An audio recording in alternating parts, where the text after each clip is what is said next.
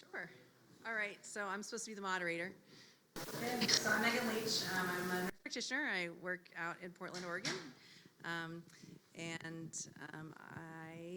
So a starting off question that I'm supposed to ask y'all. I'm supposed to come up with one. So I know that you just asked some of these questions, so I'm trying not to make you repeat things. But, okay, so how long have you been in neuromuscular? In whichever capacity you are. And what is something that you've learned from the community that surprised you?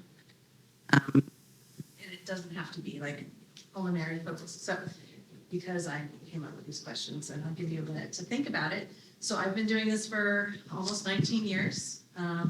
And something that surprised me was how expensive it is for families because of all of the out-of-pocket costs for everything from the equipment to the, if you have an insurance that requires co-pays, and like home care, health, like all of the extra costs, like that was something that has been remarkably surprising to me, that I didn't expect to see. So, Yeah. Hello, I'm Carol Wittlieb-Weber. I am a pediatric cardiologist here at the Children's Hospital of Philadelphia. I have been in practice for 11 years now, and the entirety of my career I've had an interest in the cardiac manifestations of neuromuscular disorders. That's where my clinical interests are. That's where my research interests are as well, so I'm very excited to be here. I would say something that has been, I don't know that it's been surprising to me over the years, but really just an awakening for me to understand just how challenging it is for families with children and patients with neuromuscular disorders to coordinate all, not just the expense, the coordination of all of the care that we are suggesting. We now, know the evolution of multidisciplinary care has really blossomed, and there's usually, multidisciplinary guidelines with all of the things you should be doing based on what condition you or your child has. And then when you take a step back and think about how many doctor's appointments that is, how many maybe return trips for labs or testing, of course that goes along with the cost, but just I've been just more mindful of how to help in the coordination of care. So, hi, I'm Rich Kravitz. I'm a pediatric pulmonologist and sleep physician, and I've been swimming in neuromuscular water since the late 90s, and this is where I have found my bliss. I just love taking care of our patients. It's nice to have the sleep hat on too, so it can look at these kids from multiple different perspectives. So it's been a wonderful experience. I said I was at the University of Virginia now. Something that I've learned from our families, the ingenuity of people, and when you need to solve a problem and there's no solution readily available, how people create their own. And I always think of two kids I took care of back when I was practicing in North Carolina. One whose father was a welder who ultimately retired so he could take care of his son with who had Duchenne. And he created what's called the Freedom Vent, which is a ventilator carrying device. And everything used to be kind of hanging in a sack on the back of a wheelchair, and he made multiple different types of devices that could be used for wheelchairs, for showers, for ambulance transport, helicopter transport. He invented it, and I encouraged him, and he went and got it patented. So he had a nice little niche industry there. And then another parent whose son liked to hunt, but obviously could not get out easily to the woods. He created a portable duck blind that he could drop off in the middle of a field, and he could go deer hunting. And I was just looking at these fathers and going, you are so much smarter than me, so much more clever. But it really is true. The necessity is the mother of invention. And when people are given a challenge, they rise to it. Hi, my name is Dr. Diana Bharucha-Goebel. I'm a pediatric neuromuscular neurologist. I work in Children's National Hospital in Washington, D.C., as well as at the National Institute of Health with Dr. Bonneman and the team. And I used to work with Megan and Ruchi, who's part of our team. And I've been in the neuromuscular space in different capacities, but what got me actually into I was interested in pediatrics and medicine and whatnot, but what really steered me towards neuromuscular was actually an experience volunteering at the Muscular Dystrophy Association summer camps So the first time I think there was back in 2001, and I kind of fell in love, and I was like, well, I know I want to do pediatrics, but maybe this is a population I could also see being able to work with, and kind of that solidified over the years. And so I think that was just a teaching that, you never know what might inspire you overall in life. And and I think we met at that camp too many, many years ago. But anyways, in terms of learning, I think, again, not necessarily something surprising, but I think an eye-opening learning for me has been in the opportunities, periodically in patient homes, whether there's, some type of a service or something we're attending, or even more so, I think even during COVID when we were forced to do online telemedicine visits, and being able to actually see the adaptations, what families do in their home. And I think that was actually, I found that to be so helpful and eye-opening. We talk about what families use in their home, what adaptations and things like that, but really to be able to see it and see how how things work for that child, for that family, for their home, was really eye-opening. And so while there were many things that we were like, wow, we wish that pandemic did not happen, and we missed that in-person care and things like that, for that was actually a surprisingly a good learning lesson for me, to just be able to have that experience, to kind of be invited into someone's home virtually during those visits. I'm Laura Watne, dietitian from Children's Hospital Colorado, and I've been there for 14 years. And I'm so thankful I got to be there. It was just, when I started there, I was just willing to do anything, and they said, we have this opening in this thing called Muscle Clinic, and I had no idea what I was getting myself into, and it's just been, our team is such an amazing team, and it's like a second family, and it's just a great place to be a part of. Something I've learned from families is as dietitians, we do tend to want everything to line up perfectly and all the numbers to work out, but that's not usually the way it is at home in real life. So it was one of my families early on, their baby was tube fed from the beginning, and we were, as he was growing, he needed to take more and more formula. And so I had at one point this plan, I think they were doing 5 tube feeds a day, and it was supposed to be 167 milliliters or something like that each time. And the next visit, the mom came back, she's like, yeah, we're just doing 160, not 167. And I was like, yeah, exactly. I'm like, noted. Just so, like, ever since that appointment, just really trying, what they taught me is just we work together. I want to come alongside families, and it's not like this is my plan for your child. We work together and make plans that work for you all in real life. So that was a great lesson. Have a variety of different types of providers up here, so I'd like to turn it over to you all and see if you have any questions off the tops of your heads. I don't know. Do we want to just say where we are and Yeah, that would be great too. Sorry. Yes. So on my coat, I'm sorry. I'm a teacher. I can't help it. It feels like that needs to happen. I've been in the neuromuscular community for 12 years now, since my daughter was born. I don't. Do you need a mic? There's the recording. Okay, that's fine. So I have a 12-year-old daughter with. This is the LMNA room. Yes, we're in the right place. Want to make sure we're all in the right place here for that too. I know.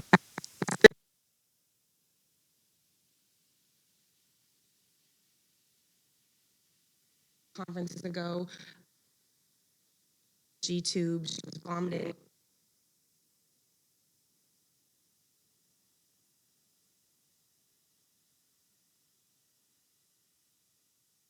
It's from Amazon, and it changed. She's not on that anymore, but it solved the problem that never would have happened had there not been a mom that knew exactly what I was dealing with. So super important.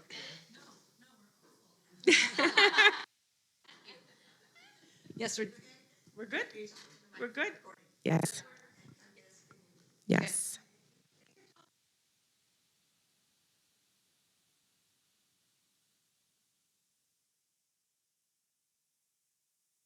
looking at the children. Mine's the one who's bent over in her chair, kind of hanging out with a fit, like she's really in kind of rough physical shape at the moment.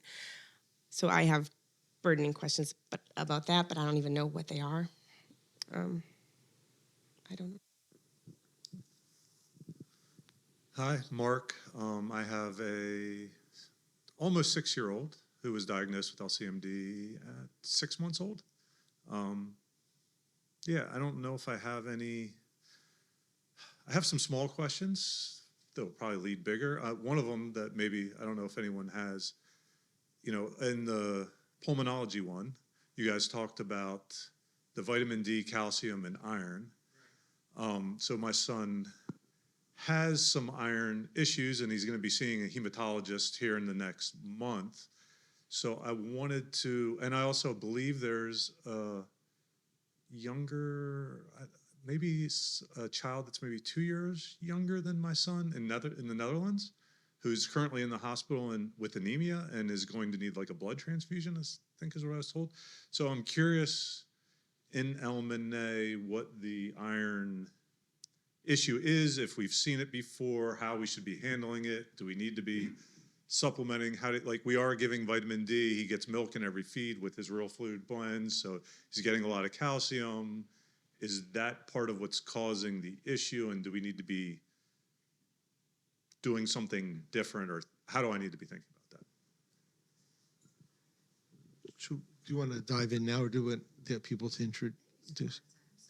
We got time, so we can. Sure. Okay. Make sure the three of you chirp in.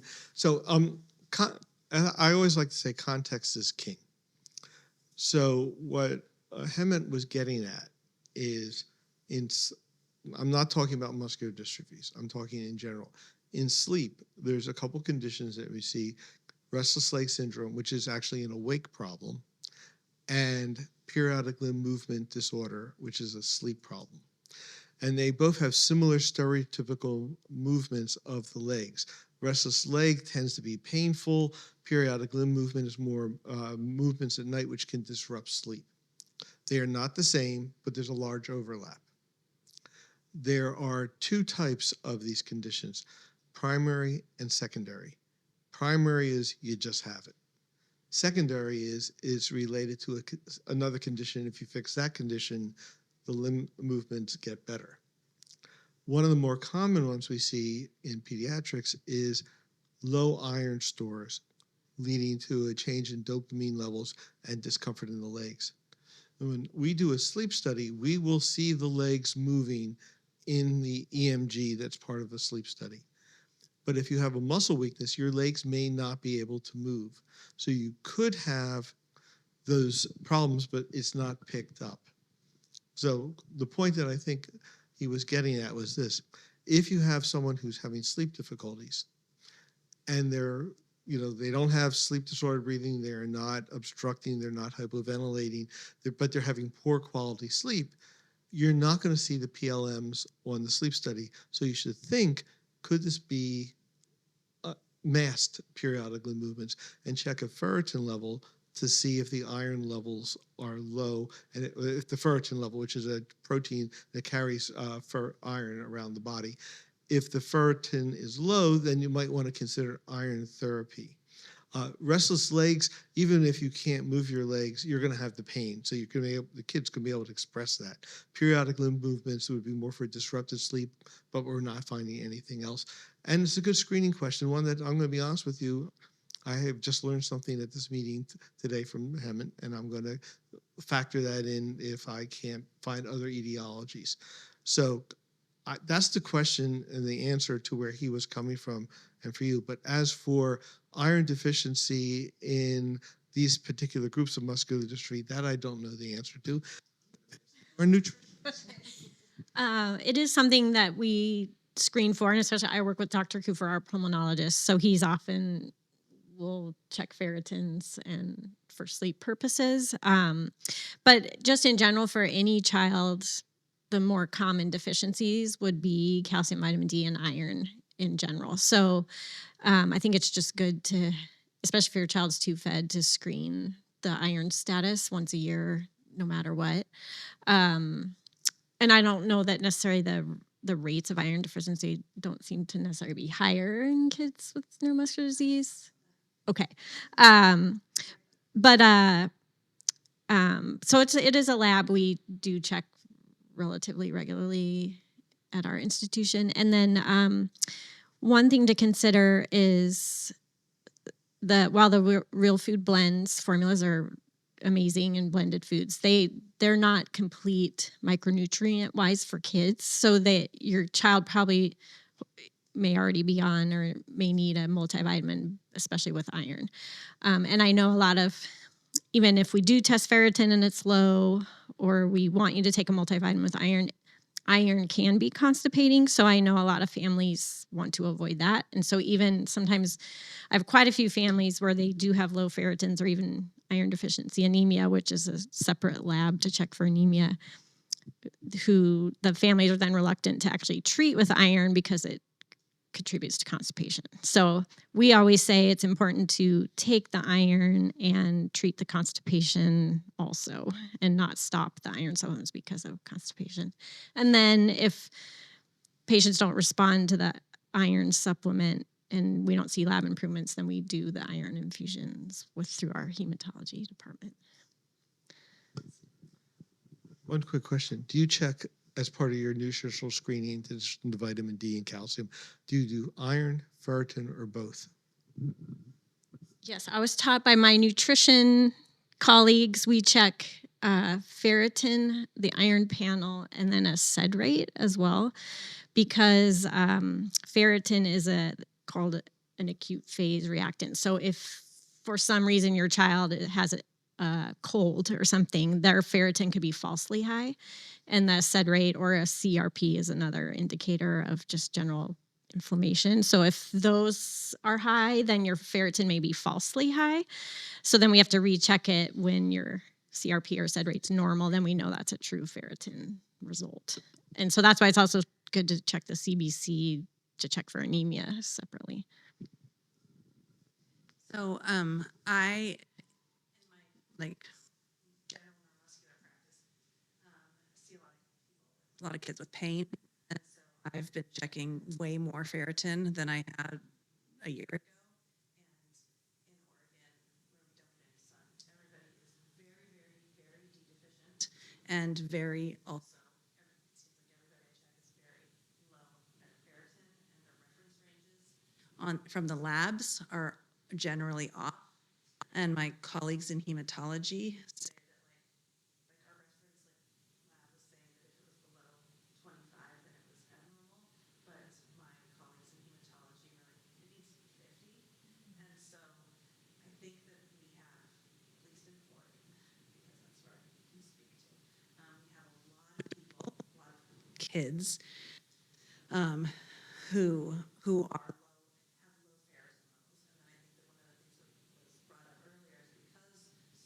are D deficient and have calcium, and we're trying to do bone health because we are giving the D and the calcium to try to make sure that we're having good bone health. The calcium does bind to iron, so, and you know, as a parent, you're like, all of the things that you have to do every day, like spacing out the vitamins to make sure that you're not giving them all at the same time. That's just a part of it, you know, not necessarily on the forefront of anybody's mind. And so making sure that the iron is given at a time that's way away from the calcium, otherwise it's just not working. And so, yeah, I know, right? And when you're on a tube feed and you're getting continuous feeds, yeah, right. And so, and then the thing with the constipation, and so I think that it's, and we know that in CMD and like anybody who has reduced mobility is at increased risk for constipation in general. So I think that there's like so many factors that go into it. So I don't know that it's necessary. I think that there's multiple things from a neuromuscular perspective that contribute to why somebody's iron level might be low. That, but then I think that it's also just a pediatric issue as well. That was my.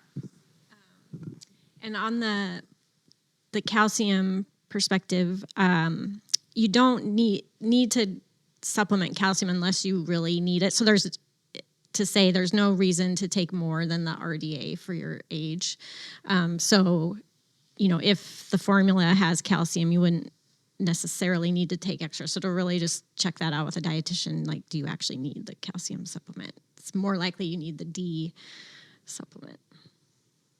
And I think that the person who's in the Netherlands, I don't know that case at all, but I suspect that there may be, there can always be double trouble, and so there could be something else that's going on with that kid. But when trying to treat the iron deficiencies of my patients, like, it's for all kids, once we start trying to, like, it's hard, and so, Yeah, and the normal reference ranges for some ages goes as low.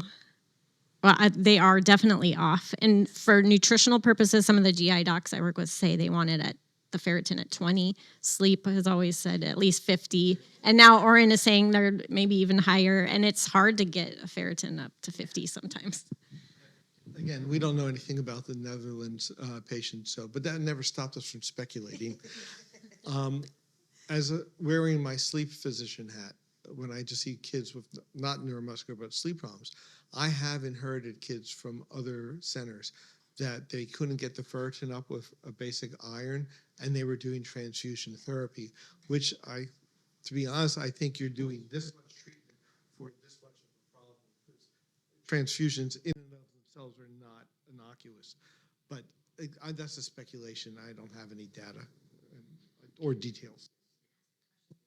When you were talking about iron deficiency and sleep issues and maybe relation to pain, have you seen with supplementation, when you are successful getting those levels up, have you seen improvements in pain and improvements in sleep? yes.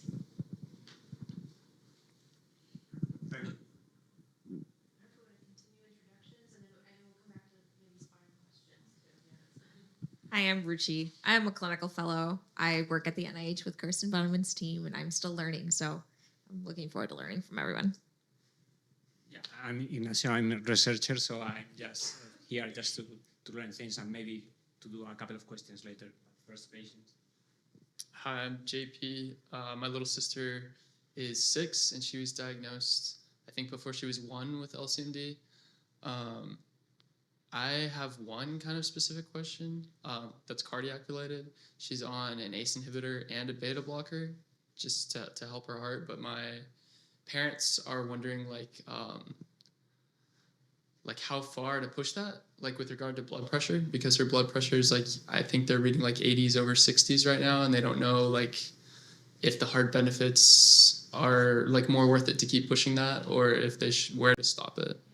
And you said your sister's 6? She's 6. And they started those medications because they saw heart changes, or they were just trying to be sort of proactive and prevent heart changes? I think it's proactive, and also because she has elevated heart rate and things like that. Okay. Yeah. Okay. Yeah. So for cardiac medications and cardiac doses, we have standard doses by age and weight that we do try to get to. But of course, we have patient-specific factors that we have to pay attention to. So blood pressure is one of them. Patients with neuromuscular disorders in general tend to run a little bit on the lower side. If you look at their overall blood pressure, 88 over 60 is a little bit on the lower side. But for us, if the patient isn't having any symptoms with regards to low blood pressure, like dizziness, profound fatigue, we might continue to optimize our medications. And so it's all... She does sound quite young, and she's already on 2 medications.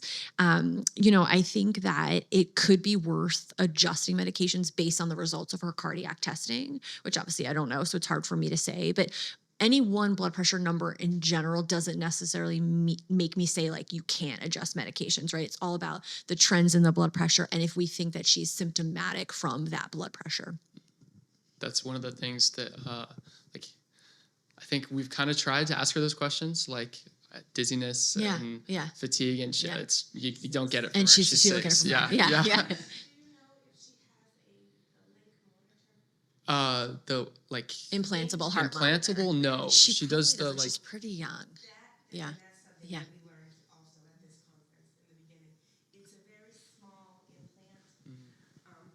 Thank you. It's a very small implant that goes underneath the skin, and it records her heart it records my daughter's heart activity 24 hours a day and sends it by modem to the doctors so they can know when she's having episode. When we go, we don't really have, we're not on medicine yet. We're still watching.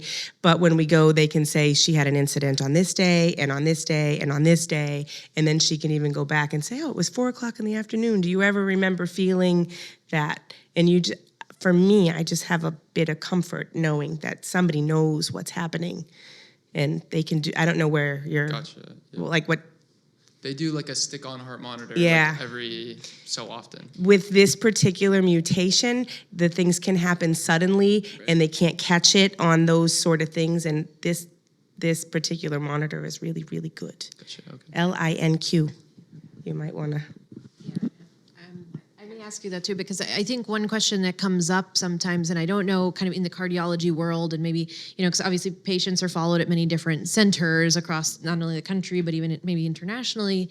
Kind of what's the thinking currently around consensus around that? Because I think there is sort of this, again, the acknowledgement that there could be the risk for cardiac rhythm abnormalities that could even occur younger than we perhaps even know or would appreciate. And it's not till you do the longer monitoring.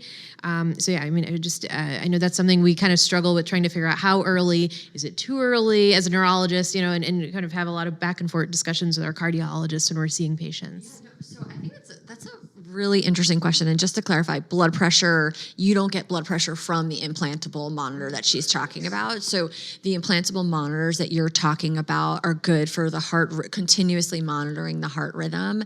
And it's a monitor that you can trigger if you're having a symptom. And also there's triggers on the monitoring side that alert the physician if a certain event has occurred. It's not necessarily real time, like an instantaneous transmission to the doctor, but it does give you continuous monitoring, which is hard to do externally because you're talking about those stickers. I am not aware of consensus guidelines in pediatrics and neuromuscular disorders regarding continuous monitoring. With that being said, I do think we are thinking about them much more across the spectrum of different neuromuscular disorders. One, because we are seeing earlier heart rhythm disturbances than we thought. With LMNA, we used to think things weren't going to happen until adult 20s and 30s, but now we know we see it much sooner. In other neuromuscular conditions, we're starting to use those implantable monitors more often, and I'm definitely suggesting them more often. I can't say I've sent a 6-year-old. I've definitely sent. She was 3 when she got one. Part of the Spain, the studies, the research studies. Yes. Barcelona. Yes. When we came back to when we replaced it at home. Yes. So I would say currently younger patients that have implantable monitors or have them because of research studies, and then their center will monitor them. I would imagine over time we will develop a guideline regarding that. And I know new guidelines are coming out with regards to this condition, but to date, we do not have a specific age cutoff where an implantable monitor goes in. I have a question for you about this then. So because we know that these rhythm abnormalities can happen, and we don't really have a great thing to do about it, except know that it's happening. But so far the studies have not shown that putting in like a pacer or something like that has benefit to the patient. Does having the monitor cause you as a parent, and you said it's a little bit reassuring, but then is it also anxiety provoking because oh my gosh, there were these events that happened? No, it's for me. So I've been told that sudden death can occur. So there's nothing more anxiety provoking than that. That's it. So knowing that there's something that's tracking it to know if it's happened is peaceful for me. I don't know how it might be for other people.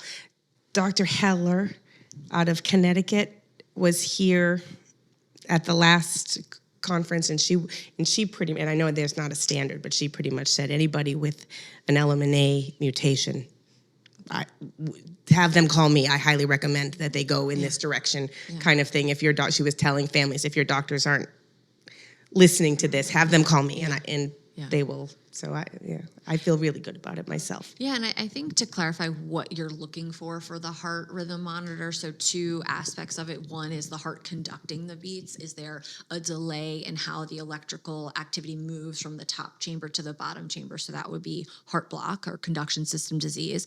If you have that, that could be an indication for a pacemaker.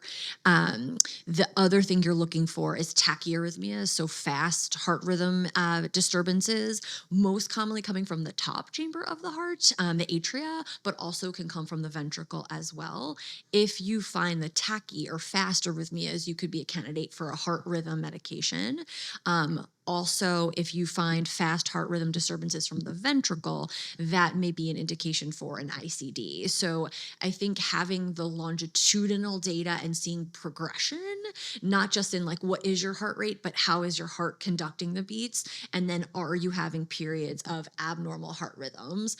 Because there are different treatments, trying to understand what the risk factors for sudden death specifically are, I think can be a little bit tricky, particularly in younger patients, and knowing exactly when to put a device in, because there are size limitations for devices like a pediatric patient can have a device put in through the chest.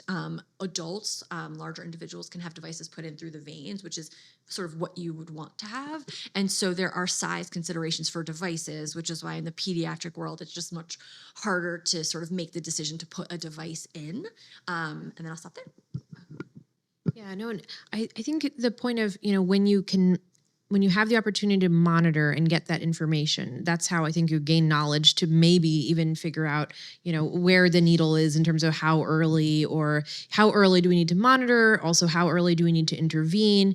Are there ages at which children should be on certain medications, or that you should really have, begin certain screenings for? So in like a different disease, for example, in Duchenne muscular dystrophy,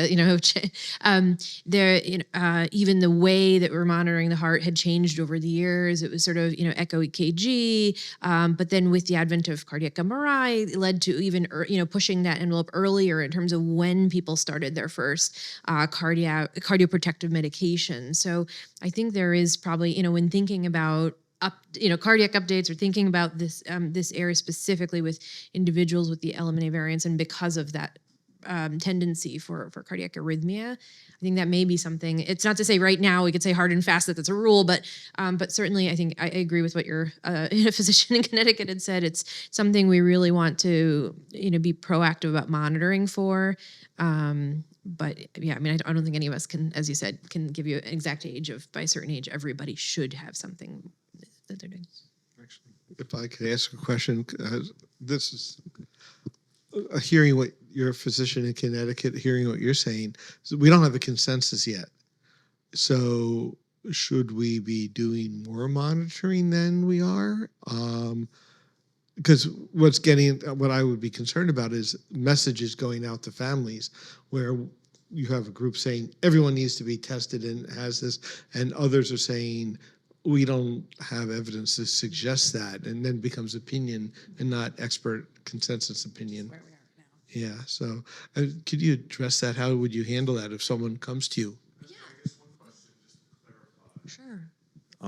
What do you currently recommend for monitoring? Is it 1-2 week stint with it, have it on, and every 6 months? Is it like, what does it look like in your? Right. So that's a really good question. So right now, usually patients with this condition we are seeing yearly in clinic. In clinic, we'll do an EKG, which is just a very quick snapshot. And then often we're doing annual, once a year, we call it a Holter monitor. So, that's a really good question. If I'm seeing a 1-year-old or a 2-year-old, depending on their ability to tolerate like a sticker on their chest, I'm probably waiting till they're a few years old in order for me to to do my first monitor. And then the Holter monitor, where do you start? 2-day, 3-day, 1 day? Usually I start at 1 day to see if I find. In a young patient, I probably like a few years old, I would start with 1 day and see if I saw anything. And then as the patient ages, I would extend. And then up to a week. Usually when you're talking about the stickers, patients don't really want to wear them for that long. A week is going to be a stretch in a 10-year-old, 11-year, even someone who's just got stuff to do. That's the late teenager, early teens, that's when I think I'd start talking about an implantable monitor based on finding things prior. In patients with LMNA that I can think of that I've followed, when you pick something up on a 24-hour monitor, then you extend. Especially if you're starting medication, then I would do longer monitors. And then I would involve an electrophysiologist. So I'm a heart muscle cardiologist. There's electrophysiologists, and particularly for LMNA related conditions, we very much partner because the rhythm issues tend to pop up before heart muscle function change.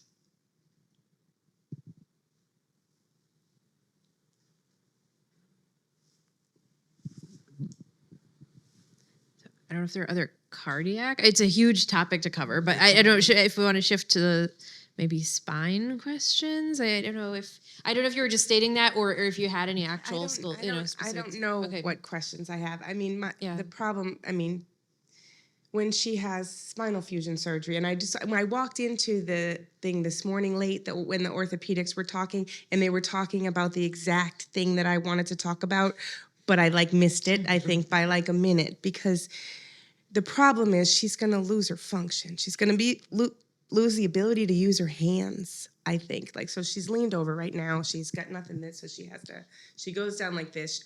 Her wheelchair looks like a junk truck, but it's because that's how she functions. She uses her footrest as a place to hold her phone and her iPad, so she can lean over and do her stuff. She rolls up to tables and leans into them, and her arm is down here and her other arm is up here, and it's because she is also extremely stubborn and will only do things her way, and it's a At least that's typical of a teenager. oh no, but forever she won't wear a harness, she won't it's I don't know, but I believe we're getting to the point where she's unsafe, and she's also having hip pain, and we've had an MRI, and we're talking to a doctor on Tuesday, so I'm pretty sure we're going this route. And it's more and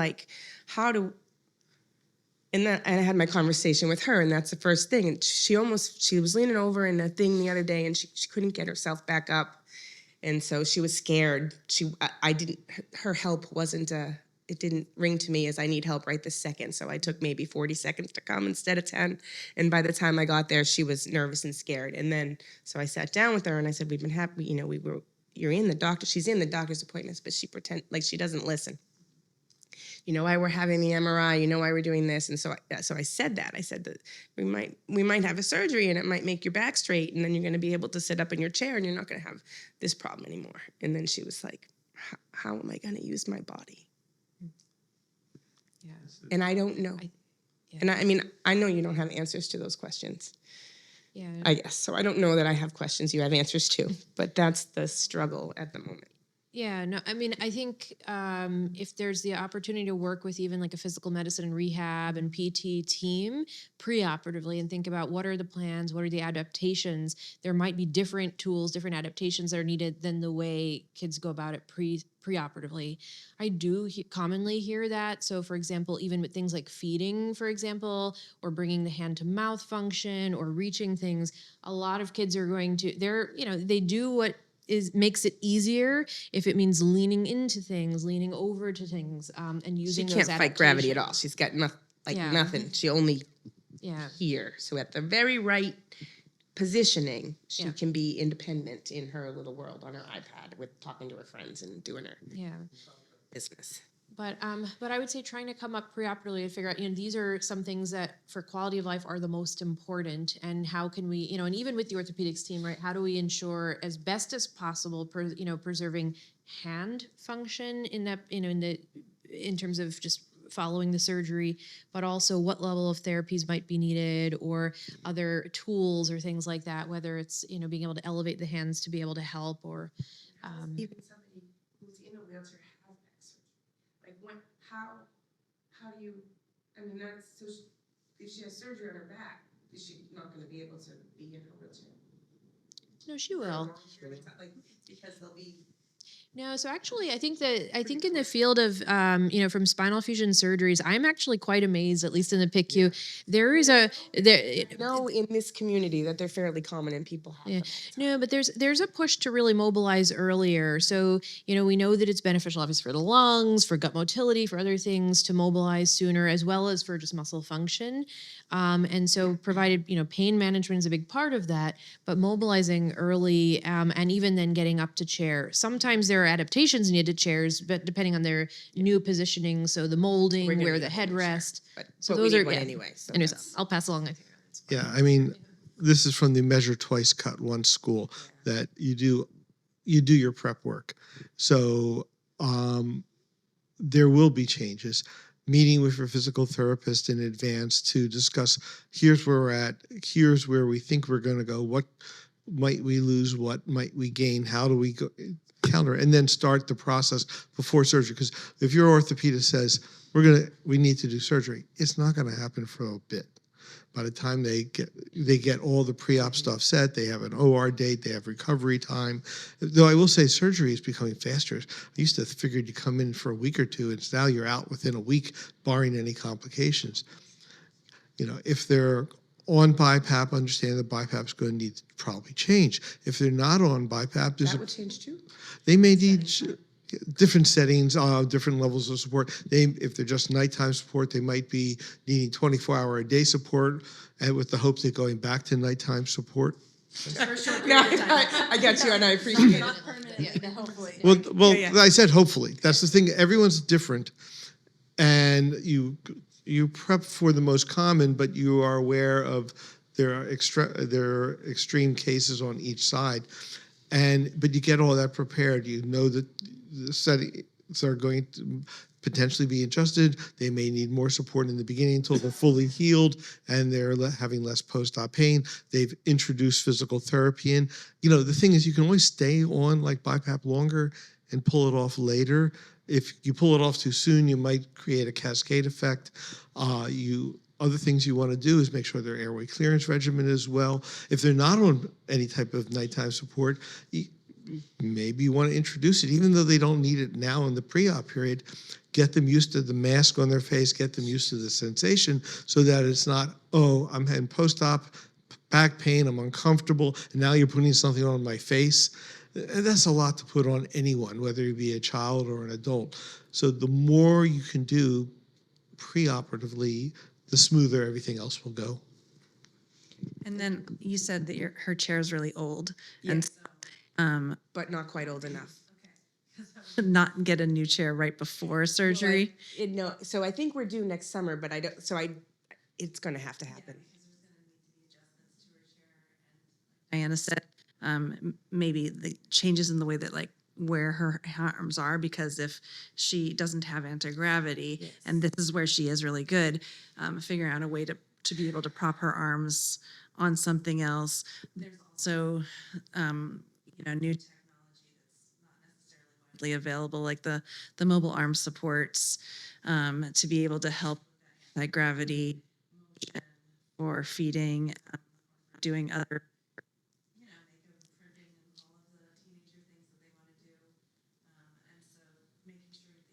good rehab team with therapists, PM&R, so whoever that team is, to be able to help support the postoperative function and then getting into therapies.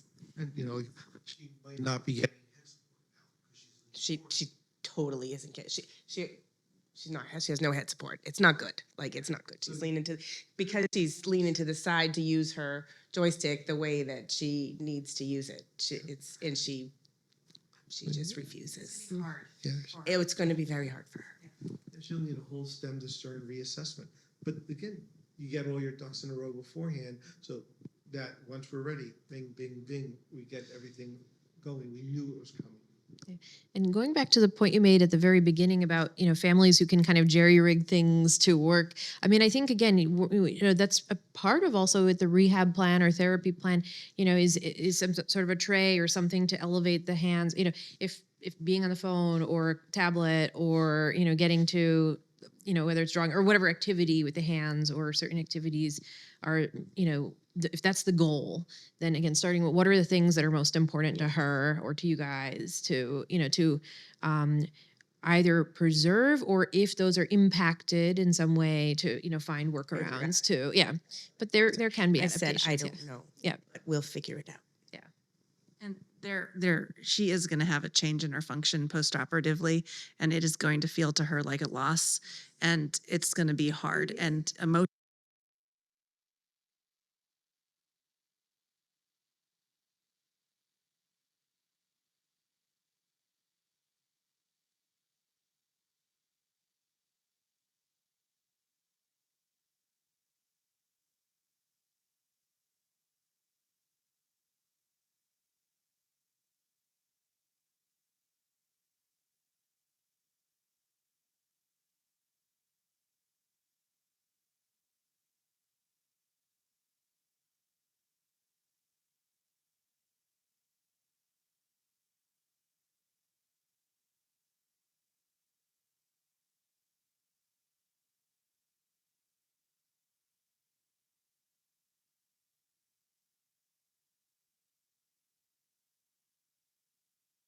Ready to go, but life doesn't move as fluidly as we would like it to.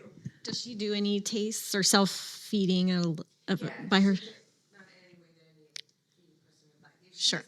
If she is lying in a certain position and she has a plastic takeout fork in her hand, she can feed herself. Yeah. So we do eat that way a lot. Yeah.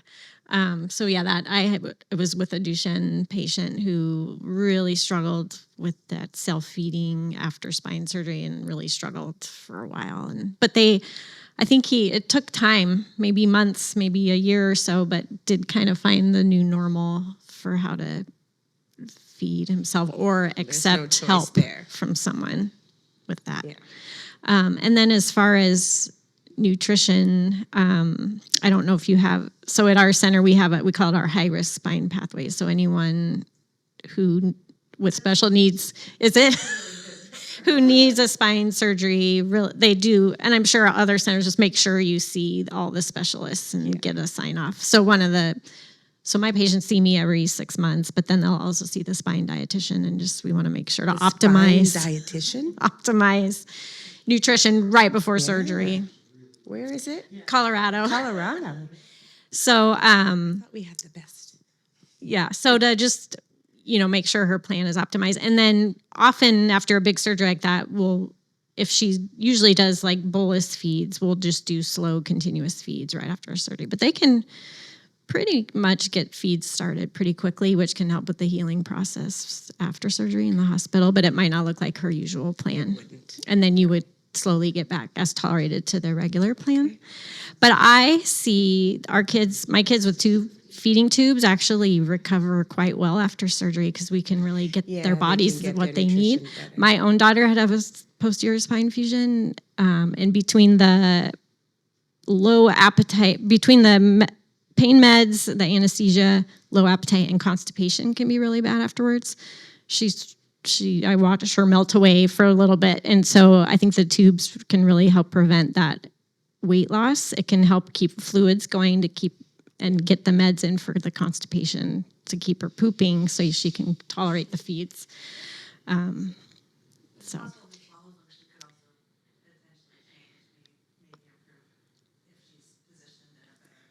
Or even her GI tract, I feel like sometimes just everything shifts so quickly. But even right now, so she's diapered. Yeah. And because she's so contracted, we do that on her knees with her. I don't know how we're gonna do any part of our life because it's all gonna change. Yeah. You guys know. It's not just her. Yeah. You will figure it out. I know. Yeah. No, I don't know. There are different criteria for, what constitutes inpatient, acute inpatient rehab, or but again, I think engaging, whether it's at least in the hospital with them, for these, again, as you said, for not only what she's wanting to do, but for those other self-care items, and figuring out, that we might need to come up with new ways to do these things. And so having that I think that would be really helpful. Again, both the pre-op discussions, but also perhaps having reassessing where she's at and where you guys are after a surgery. And again, I don't know. Sometimes there are different criteria for whether there are goals for like acute inpatient rehab or not. So that might it differs, but it may not. Yeah. So it may be just. And I heard long yeah. ICU stay, maybe 2 procedures. Those are the 2 things that I Yeah. heard. She heard a totally different thing, and I think we all heard different things. So. In our adults, there's a lot of, especially older adults who need spinal work.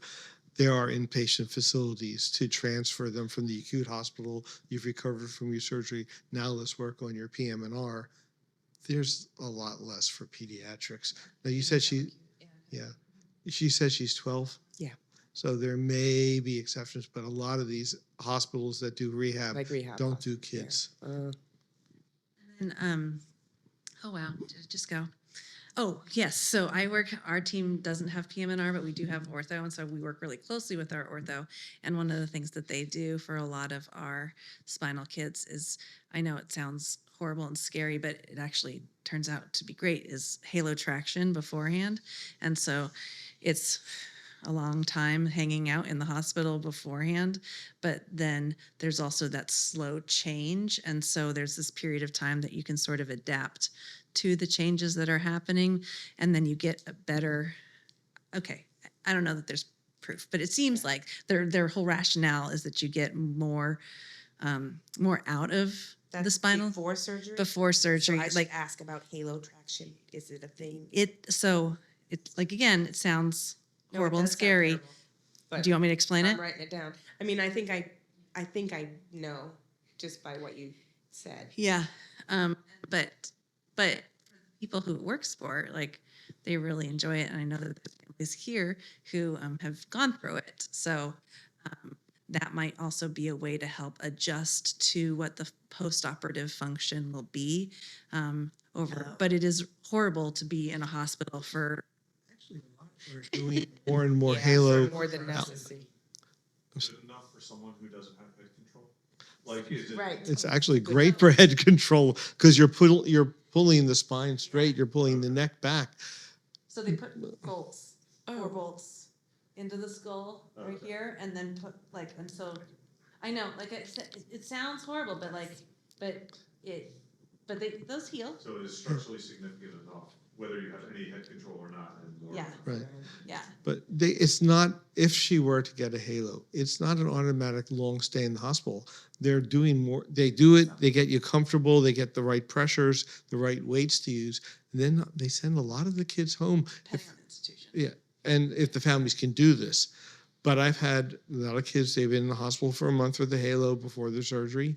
I've had many that go home after a few days, and then they help with their PT and their PM&R and the whole ortho team, and they're driving around in the wheelchair with the weights on there, the great posture. They're going around like I never saw the world like I did before. And so you're not committed to the hospital, but it's an institutional by institutional, surgeon by surgeon basis. So it's a question to ask. But if they say we don't do halos, that doesn't mean they're not doing it right. It's their suspect. Yeah. Thank you. I will say I've had kids in halos. They never breathe so well in their lives. Everything is. It was like some of them went off. They're pretty young, and I had one girl. She was ambulatory, so it was more like a walker with her hand, and she would run down the hall and spin. And just keep going, and just run around. Kids have no fear. They don't know enough to have fear like we do. I guess the one other question I can think of that I have is I think the one thing that we constantly dealing with is the dietitian wanting X number of calories in ml, and then the pulmonologist, obviously you want the BiPAP overnight, but the overnight feeds in order to get the calories, wakes him up, and he screams because the BiPAP's on his face, and then the BiPAP comes off. So I guess I don't think he has any issues with low blood sugar if he goes overnight without eating. So it's just about getting enough calories in at some point. But, what is the trade-off of obviously you'd like him to be on the BiPAP or the vent all night, but if he gets 6 hours on before he on it and then the other 5 hours are off it, is it better to have the food overnight with that, or have a higher probability of him making it all night before getting angry and wanting it taken off, but not have maybe a little less calories? How low is he on the growth curve? Like how far below? question is, what is his growth like? He's very tall and very skinny But is for he his like age. 0.01%? No, I don't think he's that low, but I'd have to look. I'm not sure. I would guess he's like over 90th percentile height, like 5th percentile weight. And is he, like each time you come, is he gaining or does he have periods of weight stability or weight loss? He's usually gaining slowly, but then it depends on like how long in between visits it is and whether he's, like the last time I know he went, it was because he was sick and he had lost weight, and because it only been 3 weeks because he's sick, can't eat as much without vomiting, whatever else, so he just gets less calories. Is he moving further from the growth chart? That's Probably. I mean, I think he's staying in that like single digit percentile, and his height is staying fairly in the same area. He's just very. So he's grown along his percentiles. He's growing along his percentiles, I think so. Yeah. But his BMI is probably quite low. His BMI is very low. He's very. but he parallels, like if he's at the first percentile or the third percentile, that's staying over time. Yes. That's nice. I think so. I'd have to double check, but I don't. We haven't been yelled at recently about his diet, so that makes me think that that is correct. Taking the mask off, like if he has to, like if, oh, sorry. It is the concern at night that when he's getting the feedings. When he gets the food, yeah. It makes him less comfortable, which wakes him up, which then makes him angry that he has the mask on. Where if he doesn't, the less food he gets, the better he sleeps. So then the mask stays on longer or all night because he's not having the discomfort of having 400 ml put into his stomach in the middle of the night. Like, Get the food first. He's 6, right? Yeah, or if you have to put it on, you have to put the mask on him before he goes to sleep, or you can't put it on. We put ours on Maddie after she's sleeping, like an hour after she's So no, we need to put it on beforehand. So he goes to sleep, say at 7 o'clock. We start to feed at like 10 or 10:30, and then call it midnight when he's been feeding for an hour and a half or whatever and has 300 ml in his belly. That's when he tends to get angry.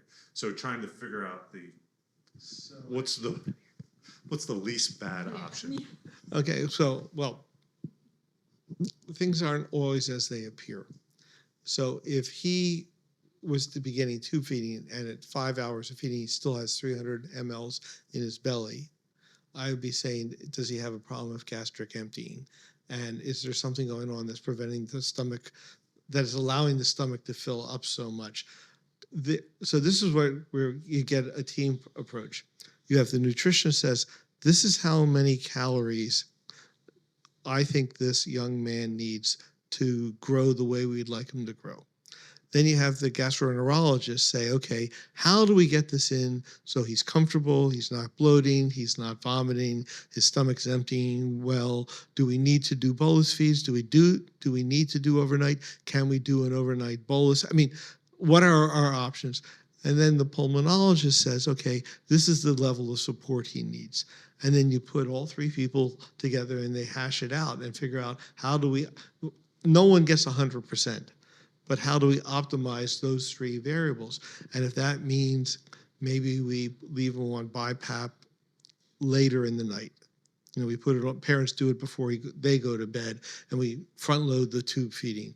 Does it mean that maybe parents get up earlier and start the tube feedings after he's been on BiPAP for several hours so they can take it off?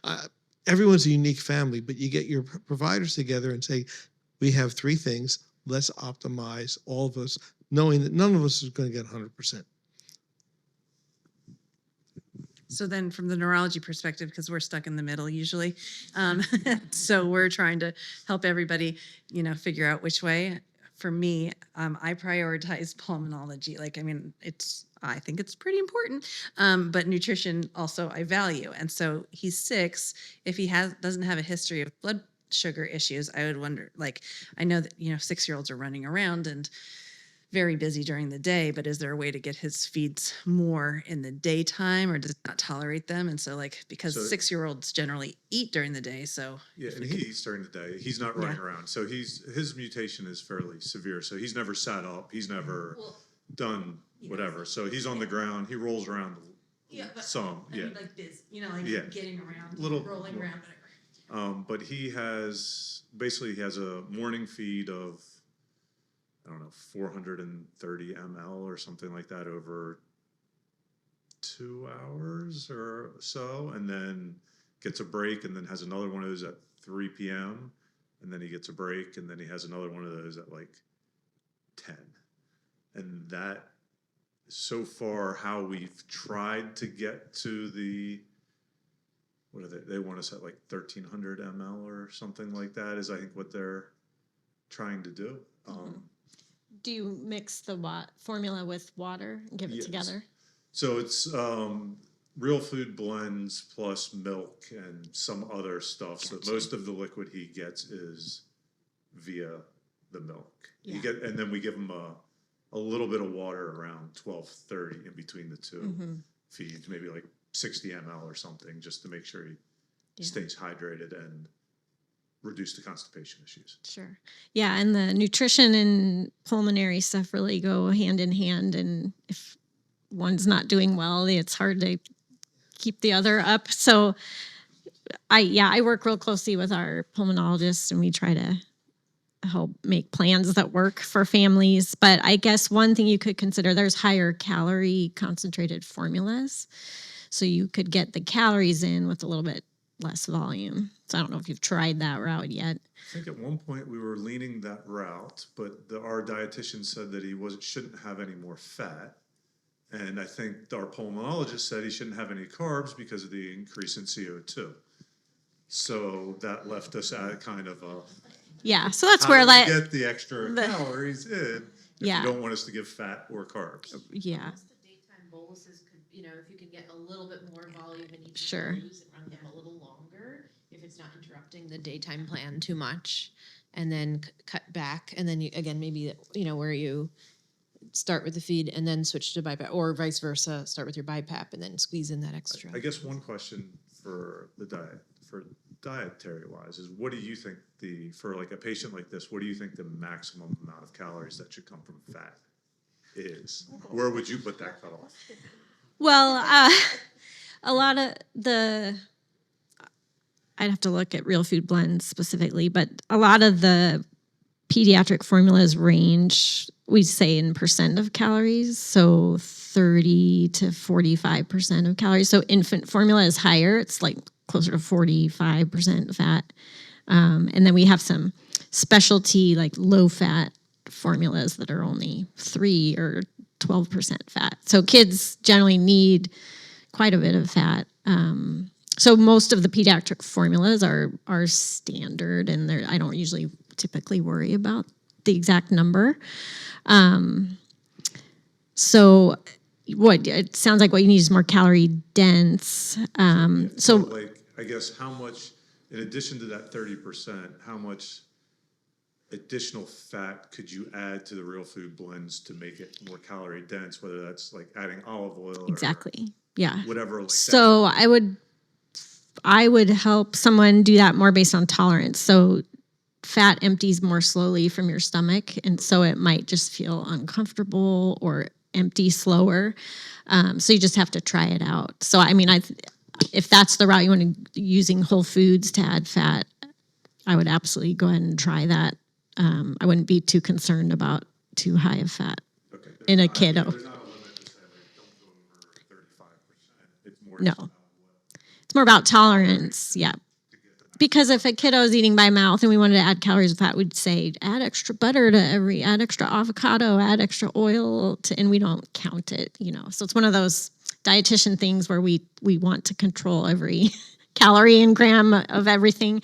But I would imagine he could tolerate just adding some extra oils into his plan. I've never seen an LMNA patient who is like the 95th percentile. Like, I think it's going to be probably pretty hard to overdo nutrition in LMNA. And And also just, again, as a non-gastroenterologist, that doesn't prevent me from weighing in. There are always options if you're thinking outside the box. So just listening to you, he's G-tube fed, correct? So you do the standard manipulations within the system you have with the optimizing calories, weight gain, linear growth, and patient comfort.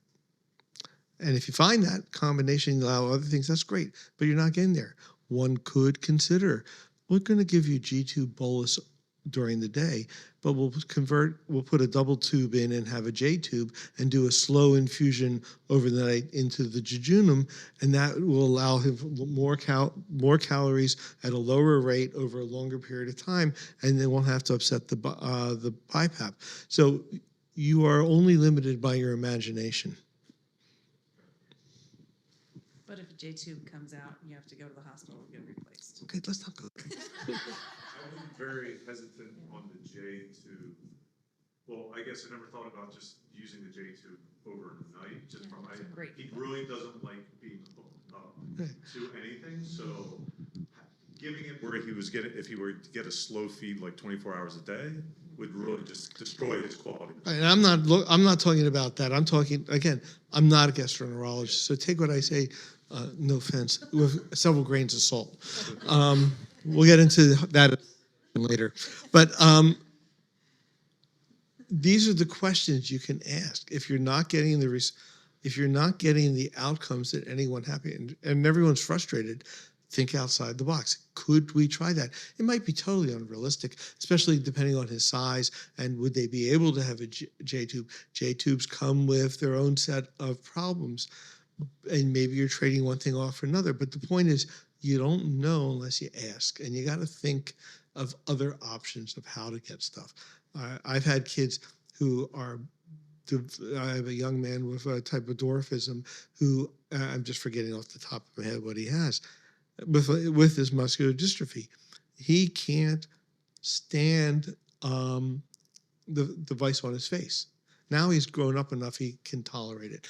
But for a long time, it was just a battle. And I get a call from the ICU. Yeah, listen, we're sending him home on opiates to help him calm him down so he can wear the BiPAP. And I go, great, so shall I adjust the settings? Because you're going to essentially stop his respirations.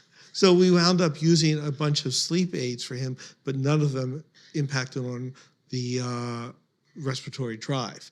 But we had to think outside the box about what's going to be comfortable, but what's going to be safe. Ironically, he got put on the halo. His sleep disorders went away, had a spine fusion.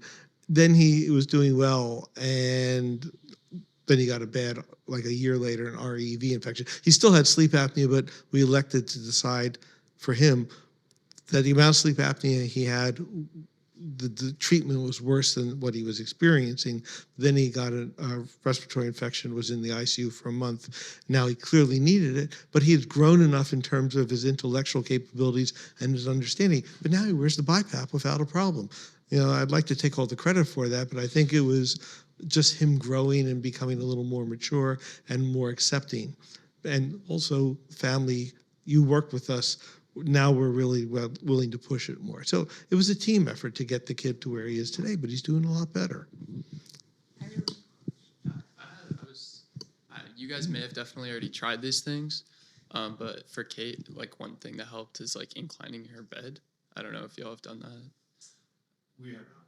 It helped her with the comfort overnight with getting the food, and then the feeding rate is like a third of what she gets during the day. Just like slower in the G-tube. I don't know. Those are just two things. Yeah, we've tried the slower feed rate, but it all just triggers. Then he gets angry about having to tube in for a longer amount of time. So it's the shorter you can have the feed without disturbing him is the best. But then you have to try to get a lot of food in during the day, which then ends up being more time. I feel really good when me personally, who doesn't have to deal with it at home, the J-tube for overnight feeds versus G-tube because of the aspiration risk and all of those things. But I know if it's going in the J, even though it's slower, overnight, it feels better to my brain, as a person who gets to tell you what to do. Gets to go at home. I was a little curious about the inclined bed thing. I don't know if you guys like, does it? Okay. Right. Oh, sorry. Just the positioning and stuff like that, just to make sure for. Yeah. So it could definitely have benefits. I think you just have to make sure, like the head and neck positioning and stuff. If there's, just so that you don't end up kind of, so the right angle that you're not running the risk of kind of head falling to the side or down, or but as long. Gotcha. Okay. Yeah. Go on that route, and even when he feeds during the day, he tends to feed like flat on his back because it's the most comfortable position for him. Yeah. Okay. Gotcha.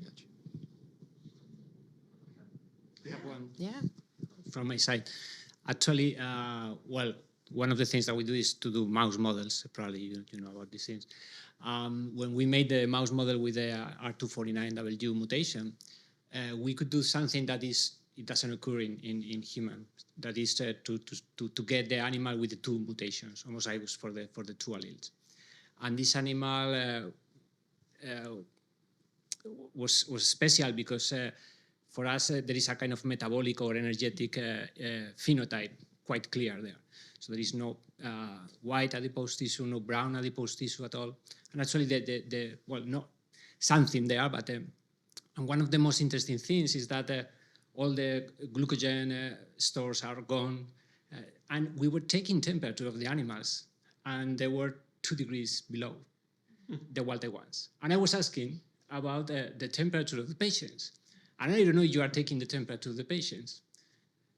Are you? In clinic, yeah. I don't. Yeah. Or did you notice that? We don't like hypothermia. Hypothermia. Well, we've talked about this a million times. And Yeah. After he told me, we started taking his temperature more often. It's using one of the ones. Yeah. Sure, whatever, yeah. So it's great. And like his head temperature is maybe a little bit lower, but I feel like if you take his extremities are definitely, I feel like, colder than if I were to do his brother that's 2 years older. Like, so there is some sort of. Yeah. No, because actually when these animals, I mean, the animals were more or less okay until while they were with the brothers and sisters and with the mom. Once you win the animals, they start having a more aggressive phenotype, and probably it's a matter of just they don't have this kind of warmth. And we did a couple of things, and one of the experiments that we do was to put a high-fat diet, and because these animals died very soon, 10 weeks old, something like that, so we could extend 1/3 the life, just with a high-fat diet. So again. Well, one thing, I mean, I guess if you're trying to understand the impact of diet, regardless, and that maybe it's a whole other study that's needed altogether to understand, but I know sometimes when patients are getting the bone density scans, the DEXA scan, one additional thing you might be able to look for is also they can look at like the fraction of that's lean mass percent, and then also the fat percentage.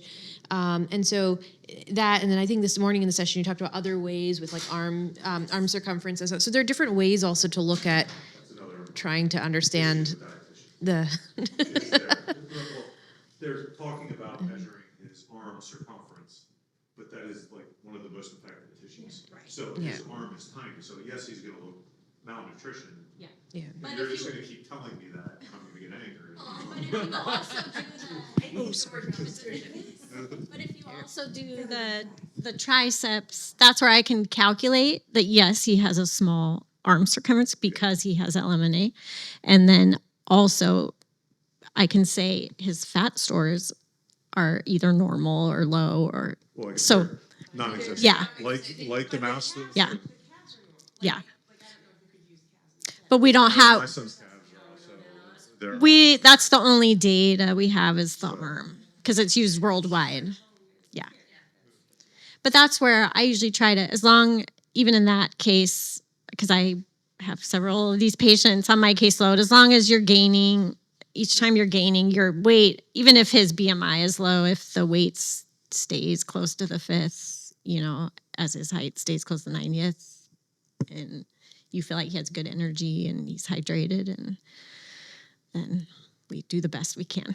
I mean, from the perspective of NIH and the natural history studies you guys have done, have you guys seen anything or tracked anything from a metabolic standpoint? Like he's seeing to have any insight to what you see in the mouse model is how it's translating into human, or? Well, you're not doing mouse studies, but you did. I don't know if you were a part of the natural history study that was done whatever years ago with NIH. A little bit more on. So I think that there had been a prior natural history study, a little bit more so focused on, I think, LAMA 2, Col6, and then we did have like other kids coming in as well.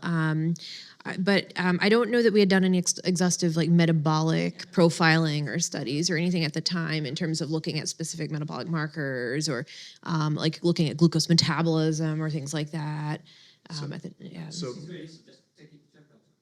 Yeah. I mean, that data's there. It's There's like so much variability and accuracy of taking a temperature. I know it doesn't sound like it should be, but it's one of those vital sign measurements that's just, we don't even look at it because it's just like, okay, was it? Yeah, exactly. Like, no.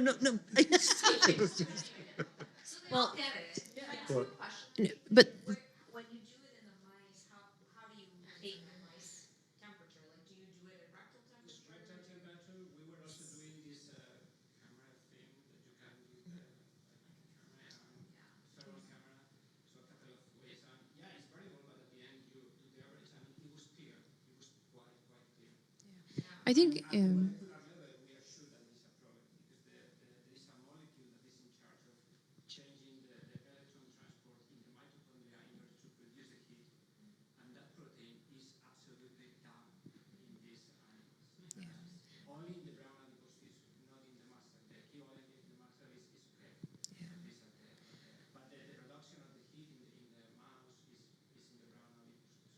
I think it's something that could be looked back at. I mean, I think because there is that range, certainly. So if kids are falling in the normal but low part of normal, it may not necessarily have flagged to anyone as, if they're sitting at, 35 point something or 36 for Celsius, it may not have flagged to anyone as like, oh, it was an actionable low temperature. But, so whether or not kids tended to run in the slightly lower side, but in normal range, that's hard to know.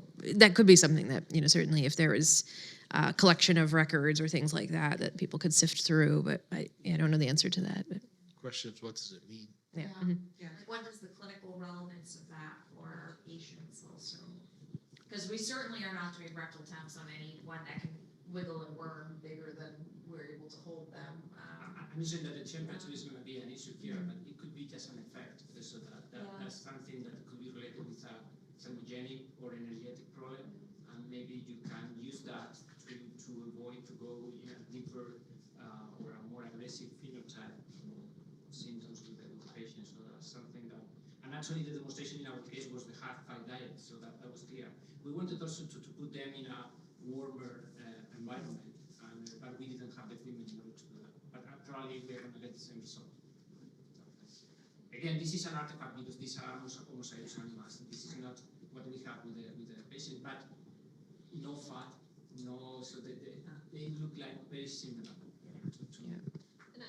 I do. We just there's a certain subset of patients across the different diagnoses. Just some of them just really can't gain weight very well. They can't build muscle, and they just can't. And the families are doing their best. And so I think sometimes as a team, we just try to document, because we've had some patients that got diagnosed later and have been down an eating disorder rabbit trail before they get their diagnosis. And we've had a couple of those recently, and it just kind of breaks my heart because they just really weren't able to grow normally because of their muscular dystrophy, and that was recognized later.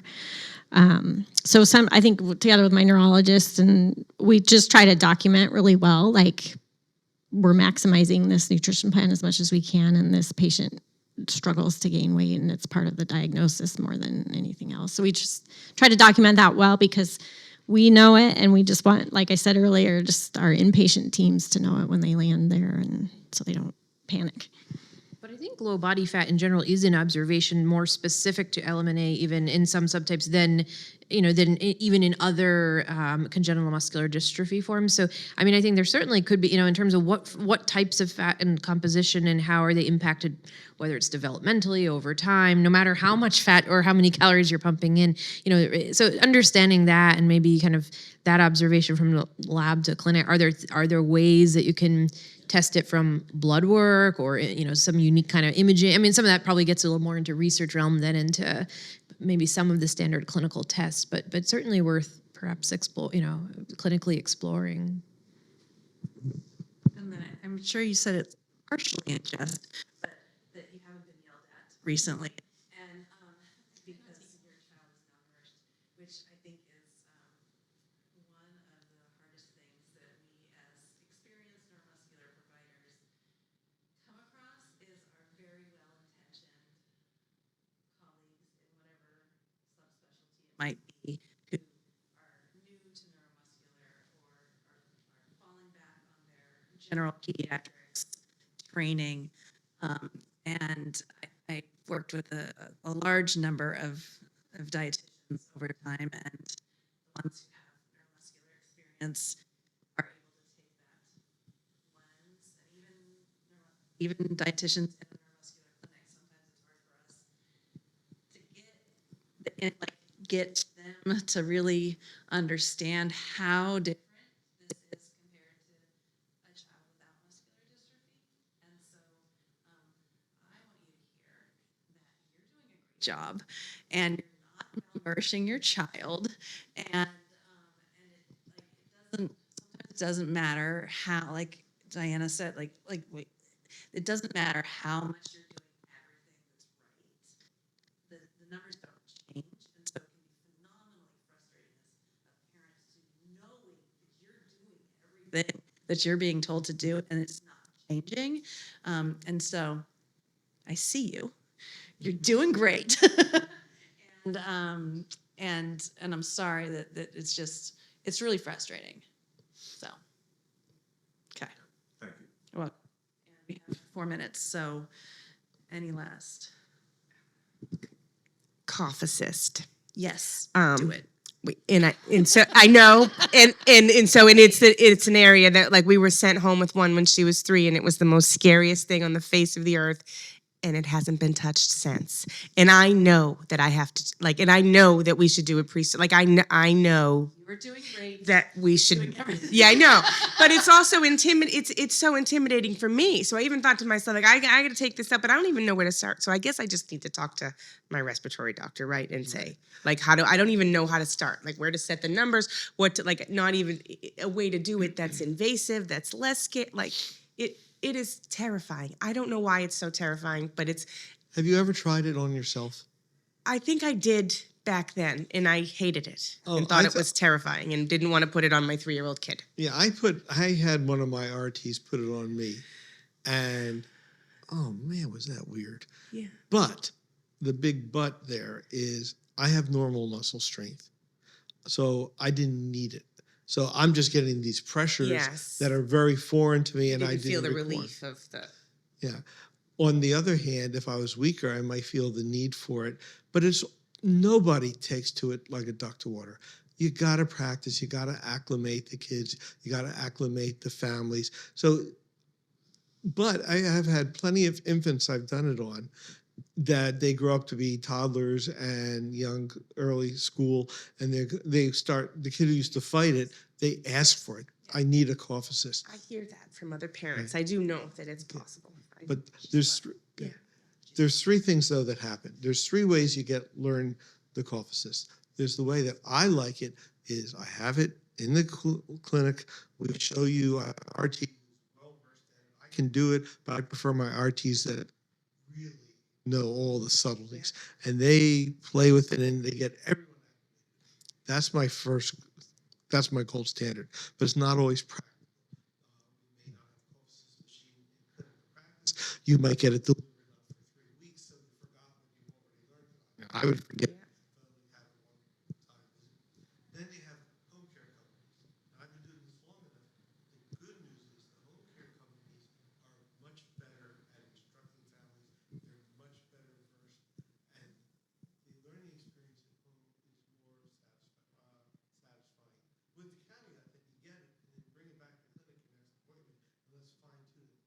you're doing. Show me how it's working. And then we fine-tune it.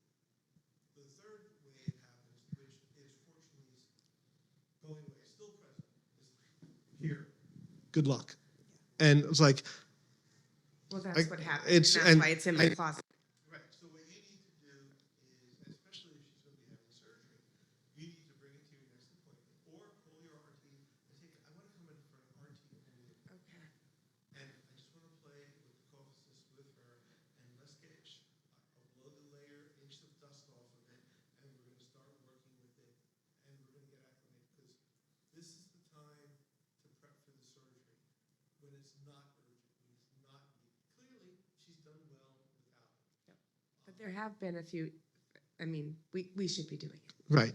So learn how to use it in a non-stress environment. I always say to parents, the thing about the pulmonary management of neuromuscular illness is I've got a lot of tools that are really helpful, but they're all very labor intensive. So in my ideal world, this is where you need the equipment, and this is where you're at. I'm not going to prescribe stuff when there's this much of a gap. When you get to about here, where you don't quite need it yet, but you're getting close. Then we have this period of time to acclimate. What I don't want is, and then I have to pull you back. We can do that if necessary. But why start it here if you almost never need it? Start it here where you don't quite need it, but it's getting close, and you have that time to acclimate it so it's not scary. Because if you can't breathe and you've never used it, now I'm putting this thing on your face, it's a setup for failure. And that was a preventable failure. This time wise, get back to your home institution, call your RT.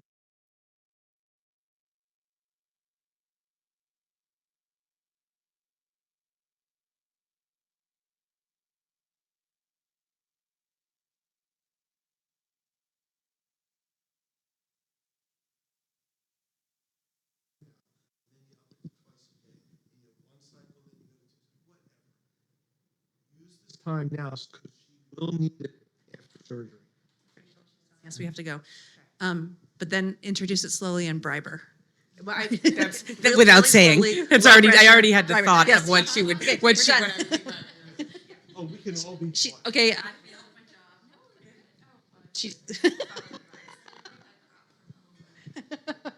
thank you. Thank you all for. Thank you. Yes. Keep up the good work. You too.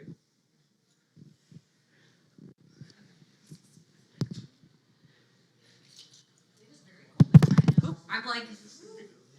I know.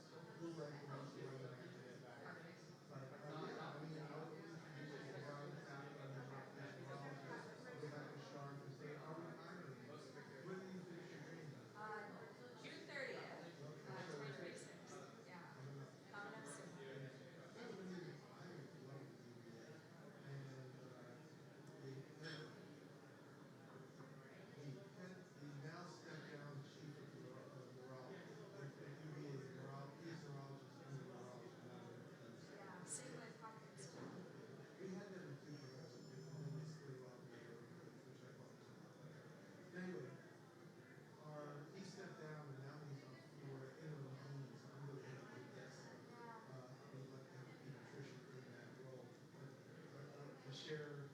I have 1, 2, 3, 4 minutes to share. It's wonderful. Actually, I don't want to give it to you now. I have a copy with me. Maybe I can come give it to you tomorrow. That would be great. You know what the easiest thing to do would be send it to me as a PDF. Oh, that It's would not work. too much trouble. Absolutely. And in case we don't, How about I just, yeah, I can I'm write it Richard down. Kravitz at Virginia MD. Oh, that's so easy. Exactly. Perfect. Yeah. I'll send it. But I'll bring my card around and come me down tomorrow. Perfect. Yeah, Tom, you've learned most of that. Tom's a good one. I am very, very fortunate, very, very lucky.